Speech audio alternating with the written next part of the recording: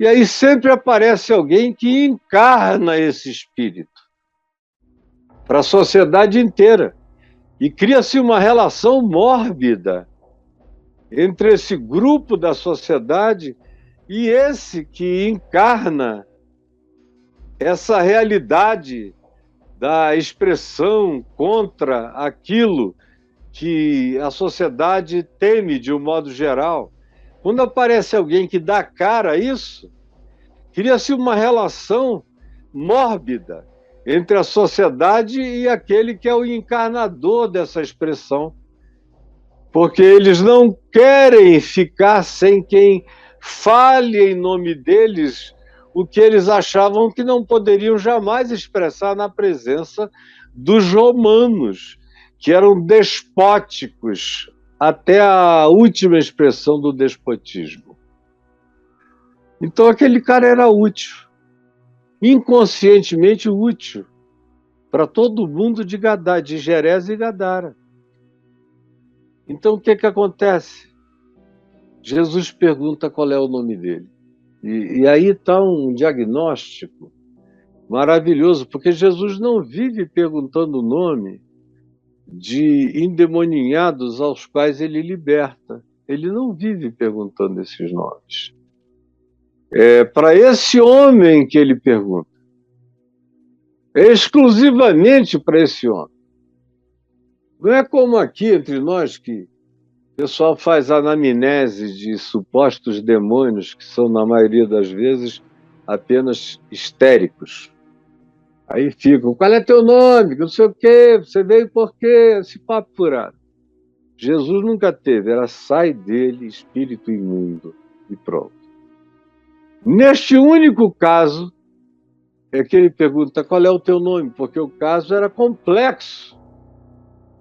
Aí Jesus sabe que aquele homem era um para-raio daquela região. Qual é o teu nome? E o homem diz Legião, aludindo aos romanos ali do lado. Legião é o meu nome. Eu sou o dominador dele, e sou como os romanos, uma legião dominando as expressões aqui. E Jesus não está nem aí para as legiões romanas, o que os romanos vão pensar, o que vão dizer.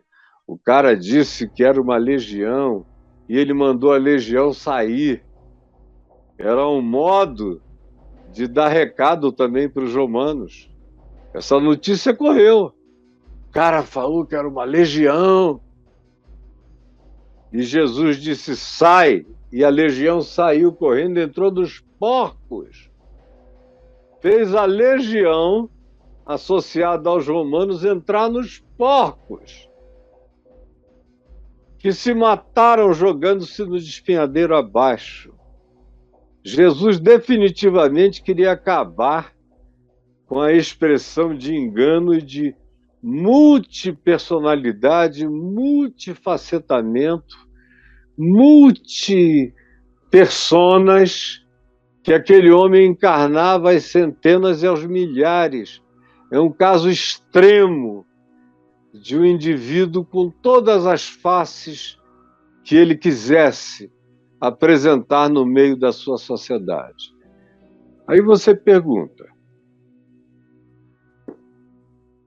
mas Caio, o que isso tem a ver comigo? E eu pergunto, qual é a legião que você representa? Qual é a legião que você representa? Tem gente aqui que representa a legião ideológica, ficou tão jungido à ideologia, seja por uma adesão positiva que acabou engolindo você, e você se tornou você se tornou possuído pela ideologia, de modo que você luta e não consegue ficar livre. Você ficou preso num ciclo de ódios, raivas, brigas, desconstruções do outro, animosidade, um espírito de divisão, de facção, que você hoje tenta tirar, mas em poucos anos isso se instalou e se enraizou em você, de modo que hoje você sofre, mas não consegue ficar livre disso. Promete, mas quando vê já está na confusão. Isso vale para qualquer polo ideológico. Os polos, psicologicamente, são muito parecidos, do ponto de vista do arraigamento fanatizante que produzem. Eles podem até diferir no modo de tratamento, no modo de encaramento, no modo de propor o enfrentamento. Mas fanatismo, tanto faz de que lado seja, ele sempre vem com a exacerbação do exclusivismo do ponto de vista dele, sem capacidade de diálogo, ou de mesmo percebendo a loucura do outro, calar-se, silenciar e sair sem medo do que o outro diga. Ah, não aguentou brigar comigo. Deixa. É raro quando você tem alguém que tem uma convicção com esse tipo de educação pessoal, porque na maioria das vezes é endemoninhamento, fica possesso daquilo, possessos. E entre nós há muita gente possessa de espíritos ideológicos, apresentando as fisionomias ideológicas mais distantes possíveis do que seria a cara original dessas pessoas. São pessoas que ficaram irreconhecíveis. Irreconhecíveis para o pai, para a mãe, para os filhos, para os irmãos, para os amigos. Tem gente dizendo a você que você ficou irreconhecível, que você mudou demais. Aí você acusa elas, diz que elas é que não sabem de nada, que não leem os mesmos jornais de internet, de fake news que você lê do seu grupo fanatizante. E aí, por causa das informações mentirosas, você odeia quem não pensa do mesmo jeito, quem tem outra interpretação, quem sabe que não foi daquele jeito, quem lê outras coisas, ou mesmo quem seja parecido, só que do lado extremamente oposto, e que tem o mesmo espírito belicoso. Mas imagine se você está ou não está tomado por alguma coisa assim. Na maioria das vezes as pessoas não sentem. Não sentem. Há uma certa lucidez no possesso, neste possesso aqui de Marcos 5, do Gadareno ou Gerazeno, impressionante, porque ele sabe exatamente o que está acontecendo com ele. Quem é o teu nome? Embora sejam demônios falando, mas são demônios que falam exatamente o que estão acontecendo com ele. E quando demônios falam exatamente o que está acontecendo com a pessoa, é porque o eu da pessoa, de algum modo estranho, ainda pulsa. Qual é o teu nome? Legião é o meu nome. É o meu nome. Ele singulariza a pluralidade da definição de legião, que eram milhares. Legião somos nós, era o que ele deveria dizer. Legião é o nosso nome. Mas não, legião é o meu nome. Porque tinha ainda um indivíduo ali, que não tinha sido morto, apesar do massacre dos muitos espíritos e das loucuras incontroláveis sob as quais esse indivíduo existia. Legião é o meu nome. Essa é a parte, depois da presença de Jesus ali, que é o que garante tudo, essa é a parte humanamente mais importante de qualquer processo, de qualquer libertação, de qualquer volta à consciência. É a gente ter essa capacidade de se identificar. E por isso eu pergunto a você, Quais são as personas que você vem encarnando? Tem uns que encaram e que praticam e expressam a legião religiosa, da possessão religiosa. Você está pensando que eu estou de brincadeira? Eu conheço milhões de pessoas que estão possessas por uma potestade religiosa, por espíritos que decorrem de uma potestade religiosa. Porque são potestades de ódio, de intolerância, de supremacismo, portanto, de superioridade, de preferências, de posição moral superior aos demais da sociedade. São os capacitados a definirem como consciência moralista, não é moral nem ética, é moralista da sociedade, como a sociedade deve ser. São aqueles que ambicionam se tornarem maiorias para oprimirem os outros, que são diferentes, que são grupos menores e que só vão ter expressão de liberdade enquanto o grupo que mais cresce religiosamente não atingir a maioria no país. Do contrário, vai se instalar uma teocracia religiosa das piores e mais opressivas. Vocês não têm ideia do que possa nos aguardar. E é terrível, porque são legiões, são pessoas sozinhas, falando, gritando por milhares, e numa ousadia intrépida, louca, ensandecida, incontrolável, gritando desesperadamente. É uma legião. E mudaram de atitude, mudaram de cara, mudaram de espírito, mudaram de amizades, mudaram de tudo. Viraram pessoas insuportáveis, chatas, briguentas, puxadoras de assuntos que só dividem e não unem. E se você disser, pelo amor de Deus, para com isso, elas não conseguem. Elas dizem, não, para mim não tem mais jeito, eu me tornei assim, e você assim até morrer. Qual é o teu nome? Você está possuído pelo quê? Ou tem aqueles no outro extremo do espectro que agem de maneira mais ou menos semelhante. Só não são tão ogros quanto o outro extremo se tornou. Tem mais diálogo, tem menos agressividade, mas também tem. E tem aqueles muitos outros coletivismos que nos possuem.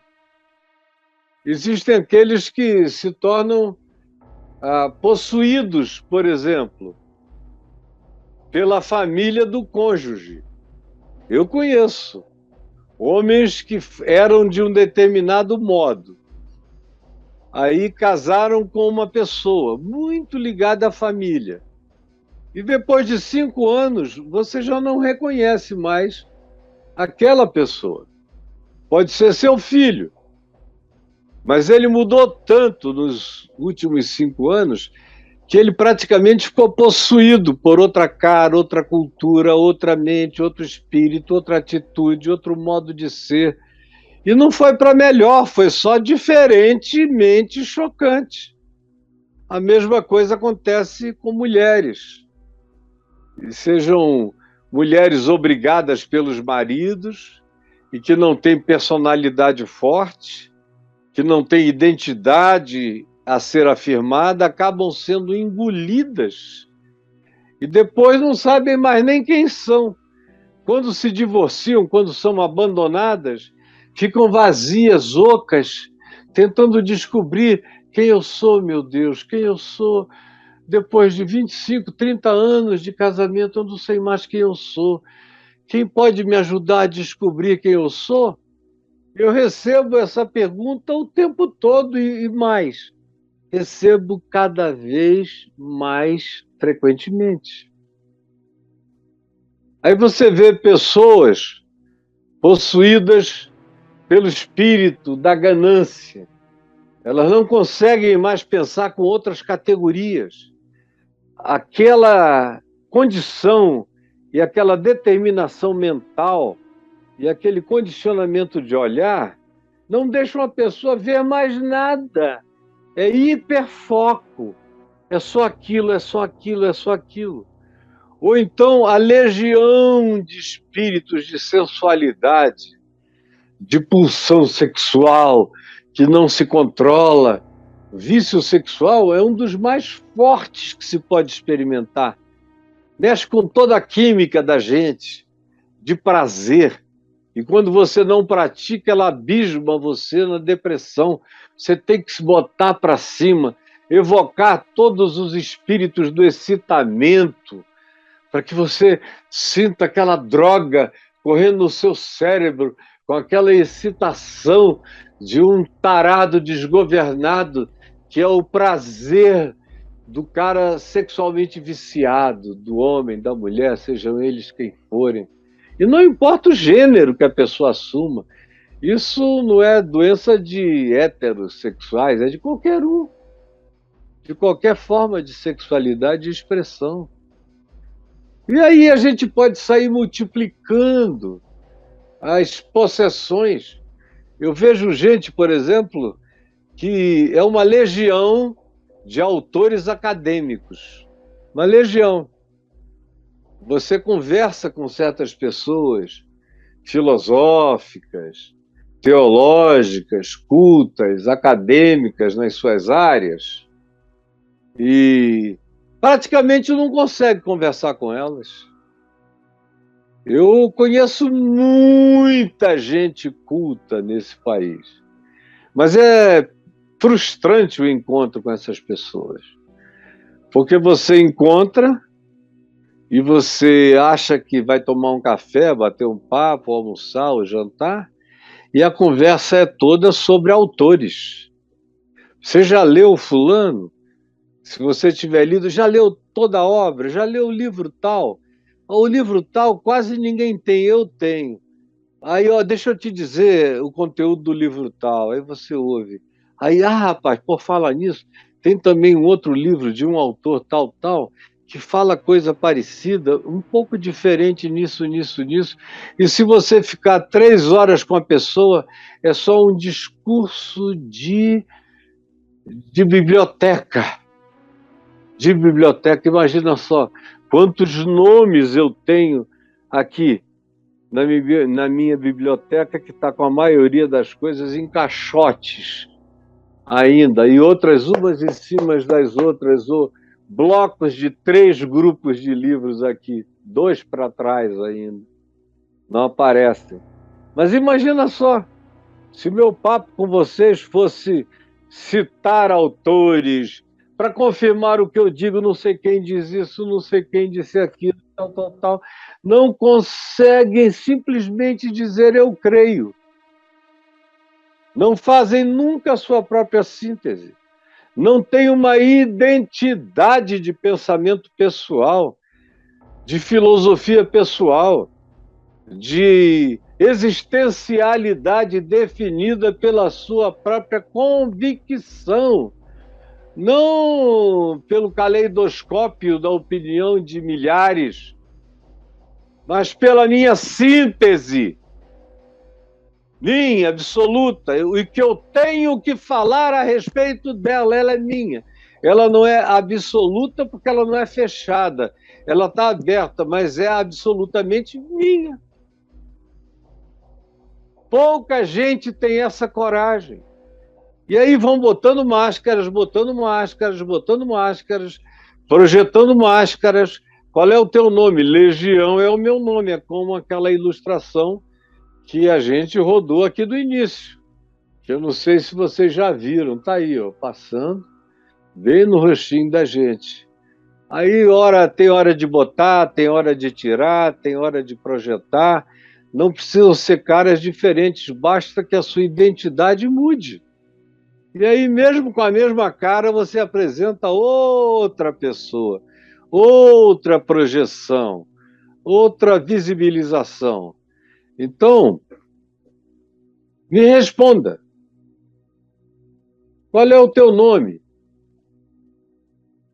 Porque assim como Jesus tirou esses espíritos que afogavam, que sepultavam, que faziam o ser daquele indivíduo ser um fóssil nele, com nenhuma chance de expressão, a não ser nesse dia fatal do encontro com Jesus, quando a indagação de Deus fez ele dizer: Legião é o meu nome, porque ele ainda era.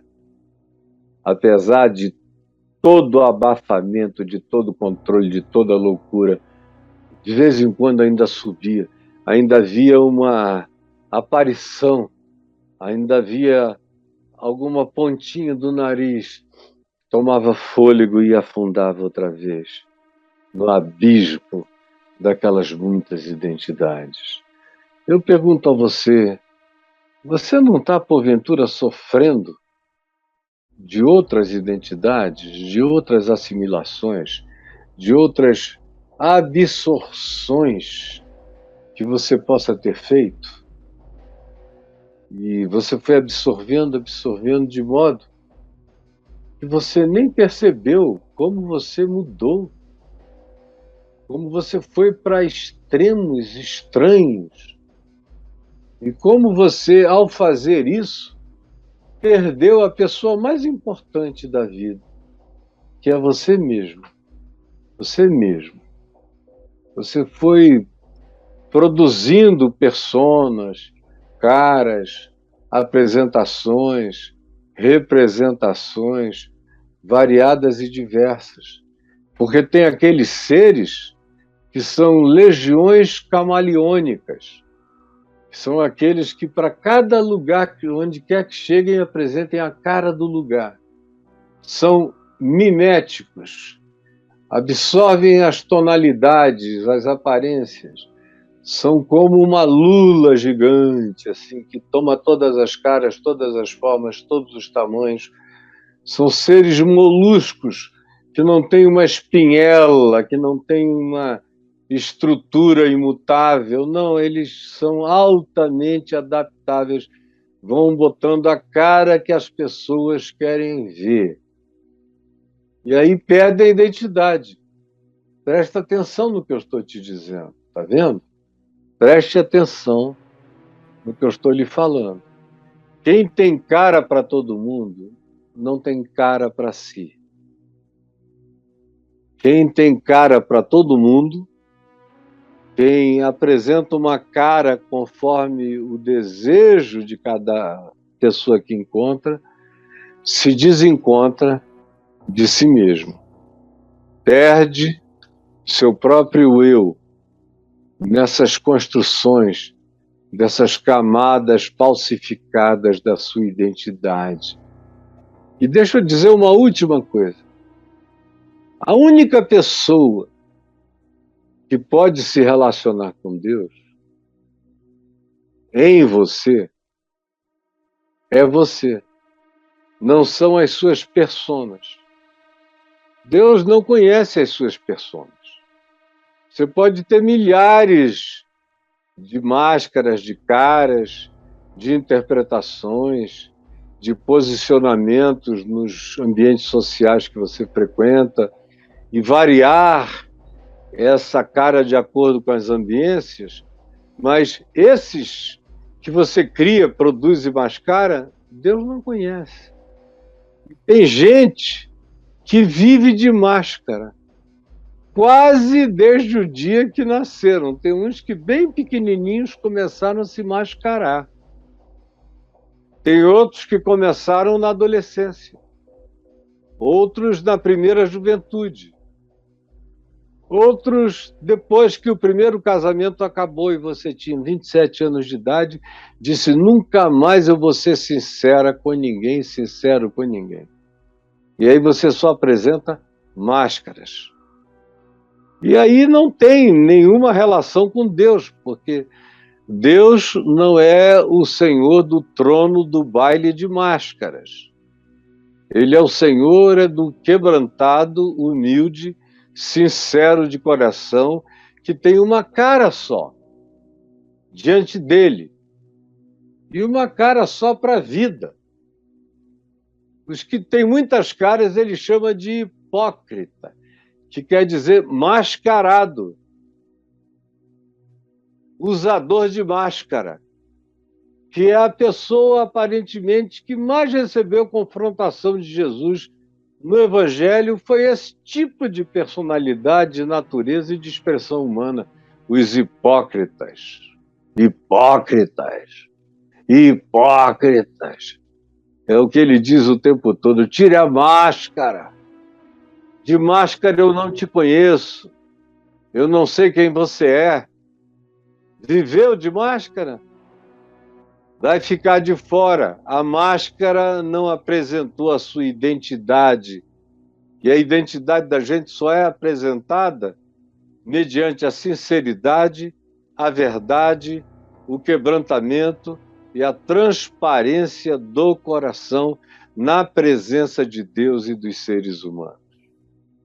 O resto é enganação religiosa, ou política, ou existencial, ou filosófica, ou psicológica, ou de qualquer natureza.